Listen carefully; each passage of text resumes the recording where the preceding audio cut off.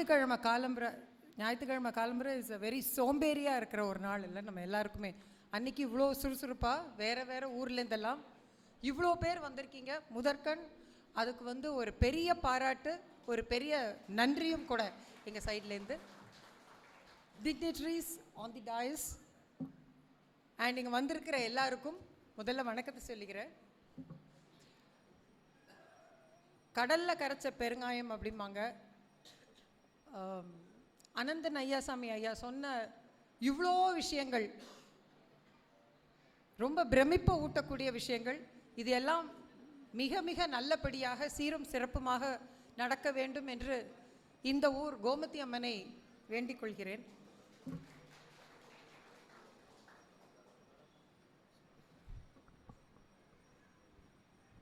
Thank you. So இப்போ நம்ம இந்த கோவிடுக்கு அப்புறம் நிறைய பேர் வந்து ஒர்க் ஃப்ரம் ஹோம் அப்படின்னு ஒரு எல்லாருமே பண்ணுறோம் இல்லை? எங்கள் ஊர்லலாம் நிறைய பேரே பண்ணுறோம் ஒர்க் ஃப்ரம் ஹோம்னு. அது மாதிரி ஒரு அப்பா ஒர்க் ஃப்ரம் ஹோம் பண்ணுறாரு. ஒரு 6-7 வயசு பையனை அவங்க அம்மா அந்த அப்பா கிட்ட விட்டுட்டு வெளியில் போயிருக்கிறாங்க. அப்பாக்களால் குழந்தைங்கள பார்த்துக்க முடியாது. ஐம் சாரி, பட் அதுதான் உண்மை. குழந்தைங்கள நல்லபடியாக பார்த்துக்கிறது லேடிஸ் வந்து இன்னும் கொஞ்சம் பெட்டராக பார்த்துப்பாங்க. இந்த அப்பா வேலை செய்யணும், அந்த பையன் சுற்றி வரான், ரொம்ப சேட்டை பண்ணுறான், எவ்வளவோ என்னெல்லாமோ சொல்லி பார்க்குறாரு. அந்த பையன் அடங்கலை. என்ன பண்ணுறாரு, ஒரு இந்தியாவோட ஒரு மேப், அது ஒரு பசில் ஃபார்மில் இருக்குது, அதை கொடுத்து அதை நீ வந்து இந்தியாவை உருவாக்குமா, இதை எல்லாத்தையும் சேர்த்து போய் இந்த பசிலை பீஸ் பண்ணு. அவன் பசிலை பீஸ் பண்ணுற நேரத்துக்குள்ளே நம்ம அவளுக்கு ஒரு 20-25 நிமிஷம் இருக்கும், வேலையை முடிச்சிடலாம் அப்படின்னு தீர்மானம் பண்ணுறாரு. ஸோ அதை கொடுக்குறாரு. கொடுத்தா 2 நிமிஷத்தில் பையன் திருப்பி வந்து அப்பா பண்ணிட்டேன் அப்படின்றான். எப்படிடா பண்ண, இந்தியன் ஸ்டேட்ஸ் எல்லாம் மேப் பண்ண இவ்வளோ டைம் ஆகுமேடா அப்படின்னா, இப்படி பாருப்பா அப்படின்னு திருப்பி காப்பிக்கிறான். அங்கே வந்து ஒரு மனிதனோட உருவம் இருக்குது. இப்போ அவன் என்ன சொல்கிறான், மனுஷனை பீஸ் பண்ணுறது ரொம்ப ஈஸி இல்லை. ஒரு ஸ்ரத்தா மனுவோட ஒரு பேசிக் ஃபிலாசபியே என்னென்னா, ஒரு சிறந்த மனிதனை உருவாக்க முடியும் என்றால் ஒரு சிறந்த தேசத்தை நம்மால் உருவாக்க முடியும். அந்த சிறந்த மனிதனை உருவாக்க வேண்டும் என்றால் நம்மளை மாதிரி வளர்ந்ததுக்கப்புறம் பண்ணுறது கொஞ்சம் கஷ்டம். ஸோ 5லேருந்து 10 வயசு வரைக்கும் இருக்கிற குழந்தைங்களுக்கு நல்ல விதமான ஒரு கல்வி திட்டத்தை நம்ம எடுத்துகிட்டு போனோம். அப்போ அந்த 5லேருந்து 10 வயசு வரைக்கும் இருக்கிற பிள்ளைங்களுக்கு என்ன பிடிக்கும், விளையாட பிடிக்கும். எப்போ சொல்லுங்கள், அவங்க எந்த நேரம் கேட்டாலும் விளையாடுறதுக்கு ரெடியாக இருப்பாங்க. அப்போ நம்மளோட பாடத்திட்டங்கள் எப்படி இருக்கணும், அவங்களுக்கு ரொம்ப என்கேஜிங்காக இருக்கணும், இன்ட்ரெஸ்டிங்காக இருக்கணும். ஸோ கிளெண்டோமன் ஒரு அறிஞர் சொல்கிறார், for children playing through learning is good, in fact playing is learning அப்படின்னு சொல்கிறார். ஸோ குழந்தைங்களுக்கு வந்து நம்ம கொடுக்குற பாடத்திட்டம் வந்து அவங்க படிக்கிற முறை, அது அவங்கள கையாளக்கூடிய ஆசிரியர்கள், நம்ம கொடுக்குற பாடங்கள், இது எல்லாமே வந்து கேம்ஸ் மூலமாக, பாட்டு மூலமாக, டான்ஸ் மூலமாக, ரோல் பிளேஸ் மூலமாக, இந்த மாதிரி வேறு விதமாக கொடுக்கும்போது அந்த குழந்தை வந்து ரொம்ப அழகாக கற்றுக்குது. ஐயா கலாம் சொல்லுவார், children should become active participants in class from being passive listeners அப்படின்னு. ஸோ கிளாஸில் எங்கேஜ்டாக குழந்தைங்க இருந்தாங்கன்னா அவங்களோட புரிதலும் அவங்க கற்றுக்கிறதும் அந்த ரீட்டைன் பண்ணுற கெப்பாசிட்டியும் இன்னும் ரொம்ப நாளைக்கு இருக்கும் அப்படின்றது சயின்ஸ் ப்ரூவ் பண்ண ஒரு விஷயம். ஸோ நம்ம வந்து இதை பண்ணும்போது என்ன சொல்கிறோம், அடுத்த தலைமுறையை ஒரு சிறந்த தலைமுறையாக உருவாக்க வேண்டும் என்றால், ஒரு சிறந்த பாரதத்தை உருவாக்க வேண்டும் என்றால் இந்த குழந்தைங்களுக்கு நம்ம ஒரு கரெக்டான எஜுகேஷன் கொடுக்கணும். இந்த எஜுகேஷன் வந்து ஒரு மணி மேக்கிங் எஜுகேஷனாக மட்டும் இல்லாமல் மேன் மேக்கிங் எஜுகேஷனாக இருக்கணும் அப்படிங்கிறது ரொம்ப ரொம்ப ரொம்ப முக்கியம். ஸோ நாங்கள் என்ன பண்ணுறோம், இந்த கிளாஸஸ் எது பண்ணும்போதும் காம்பீட்டன்ஸ் கணக்கு போடுங்க, இங்கிலீஷில் பேசுங்க, இதெல்லாம் பண்ணுறோம். ஆனால் இந்த காம்பீட்டன்ஸ் மட்டும் காணாது, competence and character both are important அப்படின்னு 2 காலை பூட்டின மாடு மாதிரி ரெண்டும் ஒரே டைரக்ஷனில் போனால் தான் அவங்க கோல்ஸை அடைய முடியும் அப்படிங்கிறத நாங்கள் ரொம்ப ஸ்ட்ராங்காக பிலீவ் பண்ணுறோம். சரி, இது சொல்லிட்டோம். இதுக்கு எங்கே இந்த டீச்சர்ஸ் கிடைப்பாங்க? அண்ட் நம்மளுக்கு ஒர்க் பண்ணுறது என்ன நினைக்கிறோம், சிட்டிஸை விட இன்னும் கொஞ்சம் வந்து சிட்டியை விட்டு வெளியில் வந்து இன்னும் நிறைய இடத்துல வேலை பண்ணோன்னு நினைக்கிறோம். எங்கே போகிறது டீச்சர்ஸ்க்கு அப்படிங்கும்போது 2 விஷயம் எங்களுக்கு வந்து ரொம்ப தெளிவாக தெரிஞ்சுது. ஒன்று, women make very good teachers. Women are also அவங்களோட மன வலிமை வந்து ரொம்ப ரொம்ப ஜாஸ்தி. அதுக்கு உதாரணமாக அம்மா இருக்காங்க. எத்தனை தடை வரட்டும், தடைக்கல் எல்லாம் எனக்கு படிக்கல் அப்படின்னு அவங்க அழகாக மூவ் பண்ணி போயிட்டே இருக்காங்க. ஒரு நதியை போல நீங்கள் அணை கட்டுங்கப்பா, நான் போகிறது போயிட்டே தான் இருப்பேன், நான் ஓடிட்டே தான் இருப்பேன்னு பண்ணுறாங்க. அதை மாதிரி இருக்கிற எத்தனையோ விமன் இருக்காங்க. நம்மளுக்கு எல்லாருக்குமே மன வலிமை மிக மிக ஜாஸ்தி. நீங்கள் பார்த்தீங்கன்னா வீட்டில் கல்யாணம் பண்ணுறதுக்கு முன்னால் நம்ம வந்து டேடிஸ் லிட்டில் பிரின்ஸ், கல்யாணம் பண்ணி வந்ததுக்கப்புறம் அப்படி வாழ்க்கையே வந்து டோட்டலாக மாறிடும். ஒரு மரத்தை பிடுங்கி இன்னொரு இடத்துல வைக்கிற மாதிரி. ஆனால் அதை எல்லாத்தையும் அக்காமடேட் பண்ணி அது எல்லாம் வந்து அழகாக குடும்பத்தை வந்து எடுத்துகிட்டு போகிறாங்க விமன். ஆனால் இந்த விமனுக்கெல்லாம் ஒரு சின்ன ஒரு பிரச்சனை இருக்குது. எஸ்பெஷலி பட்டதாரி ஹவுஸ் ஒய்ஃப்ஸுக்கு, இல்லத்தரசிகளுக்கு என்ன பிரச்சனைனா, அவங்க எல்லாம் குழந்தைய பார்த்துக்கிறாங்க, வீட்டை பார்த்துக்கிறாங்க, ஹஸ்பண்ட் கரெக்டாக ஆஃபீஸ் போகிற டயத்துக்கு ரெடி பண்ணுறாங்க, எல்லாமே பண்ணுறாங்க. ஆனால் ஒரு சின்ன எங்கேயோ I am not enough, I am not adequate அப்படிங்கிற ஒரு ஃபீலிங் இருந்துகிட்டே இருக்குது. அது ஏன்னா, நான் படிச்சிருக்கேன்ப்பா, டிகிரி முடிச்சிருக்கேன்ப்பா, ஆனால் என்னோடய நேரத்தை நான் வந்து ப்ரொடக்டிவாக பண்ணுறேன்னா, நான் வந்து இன்னும் கொஞ்சம் எனக்கும் ஒரு அந்தஸ்து இருக்கலாமே சமூகத்தில், எனக்கு ஒரு ரெக்கக்னிஷன் இருக்கலாமே, என்னை வந்து கொஞ்சம் மதிக்கலாமே. என் பையன் சொல்கிறான், அம்மா உனக்கெல்லாம் ஒன்றும் தெரியாமல் நீ போமா அப்படின்றான். 5 வயசு 6 வயசு பையன் சொல்கிறான், நான் இவ்வளோ படிச்சிருக்கேனே, நான் ஏதாவது பண்ண முடியுமே வாழ்க்கையில் அப்படின்னு நிறைய இல்லத்தரசிகள் நினைக்கிறாங்க. அப்படின்றத நாங்களும் ரியலைஸ் பண்ணோம். சென்னையில் எங்கள் வீட்டில் வேலை பண்ணுற ஒரு அம்மாட்ட பேசும்போது, அந்த அம்மா வந்து டைம்ஸ் ஆஃப் இந்தியா நியூஸ் பேப்பரை படிக்கிறாங்க. நான் கேட்குறேன், என்னம்மா பெருக்கி துடைக்கிற அம்மா? அந்த அம்மா கிட்ட தாத்தாவோட தினமலர் இருக்கேம்மா, அதை எடுத்து படிக்கலாமே அப்படின்னா, அந்த அம்மா சொல்கிறாங்க, இல்லைக்கா நான் எம்ஏ வரைக்கும் படிச்சிருக்கேங்கான்னு.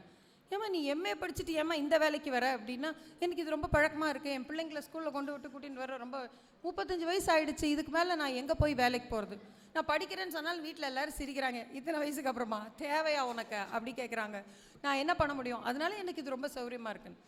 அது பெரிய அதிர்ச்சியாக இருந்தது எங்களுக்கு. அப்போ அவங்கக்கிட்ட இன்னும் கொஞ்சம் பேசும்போது அவங்க சொன்னாங்க, நாங்கள் மட்டும் இல்லைங்க, இதை மாதிரி நிறைய விமன் இருக்காங்க, பட்டதாரி இல்லத்தரசிகள் ஏதாவது வாழ்க்கையில் பண்ணணும். எனக்கு அனந்தன் ஐயாசாமி சொன்ன மாதிரி, ஒரு பூ வாங்கணுன்னா கூட, ஒரு காய்கறி வாங்கினா கூட என் புருஷன் கையை எதிர்பார்த்து இருக்கணும். அப்படி இல்லாமல் என் குழந்தைங்களை படிக்க வைக்கணும், எனக்கு ஒரு விஷயம் வேணும், நான் ஆசைப்பட்டதை வாங்கணும், என்னோட வாழ்க்கைக்கு ஒரு அர்த்தம் இருக்கணும் அப்படி நினைக்கிறதுனால அந்த மாதிரி விமன் நிறைய பேர் இருக்காங்கன்னு அவங்க சொன்னாங்க. அப்போ நாங்கள் ஒரு சென்னையிலேயே ஒரு 4-5 ஏரியா எடுத்து அந்த ஏரியாவில் ஒரு ஸ்டடி பண்ணோம். ஒரு 52 விமன்கிட்ட பேசினோம். அப்போ கிளியராக தெரிஞ்சது, பட்டதாரி இல்லத்தரசிகள் நிறைய பேர் இருக்காங்க. அப்போ நாங்கள் என்ன பண்ணோம், இந்த பட்டதாரி இல்லத்தரசிகள் இருக்காங்க, விமன் மன வலிமை நிறைந்தவங்க, நாட்டை முன்னுக்கு கொண்டு வரணும்னா குழந்தைங்க கூட ஒர்க் பண்ணோம், இது எல்லா பசிலையும் பீஸ் பண்ணோம். அப்போ என்ன சொன்னோம், ஒரு நல்ல ஆசிரியரை உருவாக்குறதுக்கு இந்த பட்டதாரி இல்லத்தரசிகளுக்கு ஒரு பயிற்சி கொடுப்போம் அப்படின்னு தீர்மானம் பண்ணோம்.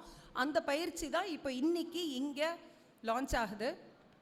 இது வந்து சென்னையில் நாங்கள் வந்து கிட்டத்தட்ட ஒரு 4 வருஷமாக பண்ணிட்டு இருக்கோம். 500க்கும் மேற்பட்ட விமன் வந்து ட்ரெயின் ஆகி பாஸ் ஆகி வெளியில் போயிருக்காங்க. ஒரு 2000 குழந்தைங்களுக்கு மேலே எங்ககிட்ட இப்போ கற்றுக்குறாங்க. ஆனால் ஏன் வந்து தமிழ்நாடு ஃபுல்லும் பண்ணுறோம், எல்லா இடத்துலையும் கொஞ்சம் கொஞ்சம் கொஞ்சம் கொஞ்சம் பண்ணுறோம், இப்போவும் பண்ணுறோம்.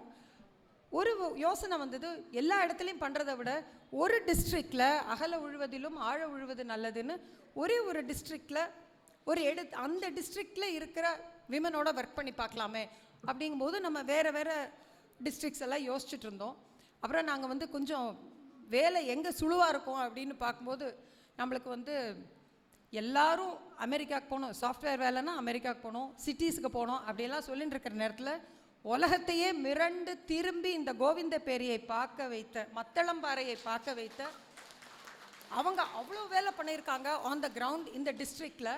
அப்போ இந்த டிஸ்ட்ரிக்டில் இருக்கிற நீங்கள் எல்லாரும் அதுக்கு வந்து ரெஸ்பான்சிவாக இருக்கீங்க. அவங்க பண்ணுற ஒவ்வொரு விஷயத்துக்கும் ஒரு கை கொடுக்கும்போது 10 கை நம்மளுக்கு வந்து சப்போர்ட்டுக்கு வராங்க. அப்படி வரும்போது அந்த ஊரில் பண்ணணும் அப்படிங்கிறது ஒரு தாட் இருந்தது. இன்ஃபேக்ட் நான் ஐயாவையும் ஸ்கூலையும் போய் பார்த்துட்டு வந்தேன். அதுக்கப்புறம் இன்னொரு விஷயம், அவர் வந்து பண்ணுற ஒரு விஷயம் என்னென்னா, ஸ்ரீதர் ஐயா பண்ணுற ஒரு விஷயம் என்னென்னா, youth are not useless, they are used less அப்படின்னு நினைக்கிறாரு. அதனால தான் அந்த யூத் எல்லாரையும் எடுத்து, நீ டிகிரி படிமா, படிக்காமல் இருமா, நீ என்ன வேணால் பண்ணுமா, ஸ்கூல் படிச்சிருக்கியா, உனக்கு படிக்க இஷ்டம் இருக்கா, கோடிங்கில் இஷ்டம் இருக்கா, வா நான் உன்னை பெரிய ஆளாக்குறேன்ட்டு மத்தளம்பாறையிலேருந்து பண்ணிகிட்ருக்காரு. அது ஒன்று பார்த்தோம். இன்னொன்று வந்து பார்த்தோம், youth are not careless, they are cared less அப்படின்னு ஒரு தாட் இருக்கு. அதை வந்து உடைக்கும் வழியில் ஐயா நம்ம அனந்தன் ஐயாசாமி அவர்கள் வந்து கரியர் கவுன்சிலிங்காக நான் பண்ணுறேன், யூத்தா உனக்கு என்ன உதவி வேணும், உனக்கு வேணுங்கிற வழிகாட்டுதல், உனக்கு வேணுங்கிற கேரை நான் கொடுக்குறேன், வாய்ஸ் ஆஃப் தென்காசி கொடுக்கும்னு சொல்லி அவங்கள வச்சு he takes so much care with every single individual to bring them up. அப்போ ஒரு கேர் இருக்குது. இவங்க 2 பேருமே அழகாக வந்து ஒரு நிலத்தை நல்லா உழுது ரெடி பண்ணி அப்படியே வச்சுருக்காங்க. எங்கள் வேலை ரொம்ப சுழுவு, வந்து விதையை போடுறோமா, தண்ணி ஊற்றுறோமா, வேலையை முடிச்சுட்டு போகிறோமான்றது தான். ஸோ அவங்க போட்ட வழியில் தான் நாங்கள் வந்து பயணம் பண்ண போகிறோம். என்ன பண்ண போகிறோன்னா, இந்த வருஷம் இப்போ வந்து இந்த விமன் எல்லாரையும் ட்ரெயின் பண்ணி, இப்போ நிறைய பேர் அப்ளை பண்ணியிருக்காங்க. கிட்டத்தட்ட 4000 பேர் கிட்ட வந்து நம்ம இந்த அட்வர்டைஸ்மெண்ட்டுக்கு ரெஸ்பாண்ட் பண்ணியிருக்காங்க. அதில் இன்டர்வியூலாம் பண்ணி ஒரு கிட்ட 25லேருந்து 40 பேர் வரைக்கும் ஷார்ட் லிஸ்ட் பண்ணியிருக்கோம். அவங்களுக்கெல்லாம் ட்ரைனிங் ஆரம்பிக்க போகிறோம். ஸோ இந்த விமன் எல்லாரும் ட்ரெயின் ஆனதுக்கப்புறம் என்னோட கனவு, எங்கள் ஆர்கனைசேஷனோட கனவு என்ன அப்படின்னு சொன்னால், தென்காசி மாவட்டத்தில் உபாசனா இல்லாத ஊரே இல்லை, உபாசனா டீச்சர் இல்லாத ஒரு ஊரே இல்லை அப்படிங்கிற ஒரு நிலைமையை ஒரு குறுகிய காலகட்டத்தில் நம்ம வந்து அச்சீவ் பண்ணணும் அப்படிங்கிறது, அதுதான் எங்களோட ஆசை. அந்த ஆசைக்கு வந்து அவங்க 2 நம்ம voice of Tamil Nadu today support பண்ணுறேன்னு சொல்லியிருக்காங்க. ரொம்ப ரொம்ப நன்றி அதுக்கு. நிச்சயமாக இங்கே இருக்கிற ஒவ்வொரு லேடியோட வாழ்க்கையிலையும், இல்லை பட்டம் படித்த இல்லத்தரசிகளோட வாழ்க்கையிலும் ஒரு பெரிய மாற்றத்தை இது கொண்டு வரும். ஏன்னா நம்ம சந்தோஷமாக இருக்கிறது மட்டும் இல்லை, நம்ம முன்னுக்கு வர்றது மட்டும் இல்லை, எனது வீடு எனது வாழ்வு என்று வாழ்வது வாழ்க்கையா அப்படிம்பாங்க. அது மட்டும் இல்லாமல் இந்த சமுதாயத்துக்கு ஒரு பெரிய தாக்கத்தை ஆசிரியர்களால் மட்டுமே மிகப்பெரிய அளவில் பண்ண முடியும்னு நான் நம்புகிறேன். அதுவும் 5லேருந்து 10 வயசு வரைக்கும் இருக்கிற குழந்தைங்களோட ஒர்க் பண்ணும்போது சிறந்த ஒரு எதிர்காலத்தை இந்தியாவை உருவாக்க முடியும் அப்படிங்கிறதையும் நான் ரொம்ப ஆழமாக நம்புகிறோம். தென்காசி மாவட்டம் எதுலேயுமே சோட போனதில்லை. இன்ஃபேக்ட் இவங்க 2 பேரும் இருக்கிறதுல இன்னும் வேகமாக மற்ற மாவட்டங்களோட முன்னேறி போயிட்டுருக்கு ஆன் வேரியஸ் கவுண்ட்ஸ். ஸோ அதில் இந்த ப்ரோக்ராமையும் இதையும் நீங்கள் வந்து கை கொடுத்து பெரிய லெவலில் கொண்டு வருவீங்க அப்படிங்கிற ஒரு நம்பிக்கை எனக்கு இருக்குது. அந்த நம்பிக்கையுடன் நன்றி, வணக்கம், ஜெய்ஹிந்த்.